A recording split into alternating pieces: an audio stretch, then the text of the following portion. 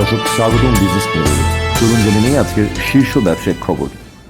দুর্নীতির মামলায় এস আলম গ্রুপের চেয়ারম্যান সাইফুল আলম ও তার পরিবারের 105টি কোম্পানির 513 কোটি শেয়ার জব্দের নির্দেশ দিয়েছে আদালত।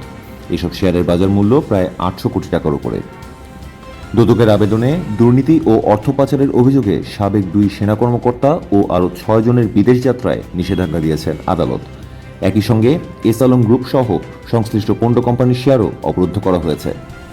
বিরাট চেয়ারম্যান আশিক চৌধুরীর নেতৃত্বে একটি সরকারি প্রতিনিধি দল দক্ষিণ কোরিয়ায় 5 দিনের কৌশলগত সফরে পৌঁছেছে।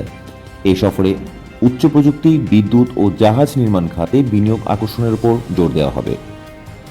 আনসার ভিডিপি উন্নয়ন ব্যাংকের বিশেষ অডিটে নোয়াখালী ও সেনবাগ শাখায় 11 কোটি টাকার অনিয়ম ধরা পড়েছে। ব্যাংকটি এখন সুশাসন ও ডিজিটাল ব্যবস্থাপনায় বড় পরিবর্তন আনছে বলে জানিয়েছেন chairman major general Sajjad Mahmud. এবং জনতা ব্যাংক থেকে ঋণের নামে 1130 কোটি টাকা আত্মসাতের মামলায় সাবেক গভর্নর আতিউর রহমান ও আবুল বারাকাত সহ 26 জনের বিরুদ্ধে চার্জশিট অনুমোদন দিয়েছে দুদক। অভিযোগ, ভুয়া কাগজে এনান্টেক্স গ্রুপকে অবৈধভাবে ঋণ দেওয়া হয়েছিল। দর্শক, এই ছিল আজকের বিজনেস আপডেট। দেখা হবে আগামীকাল।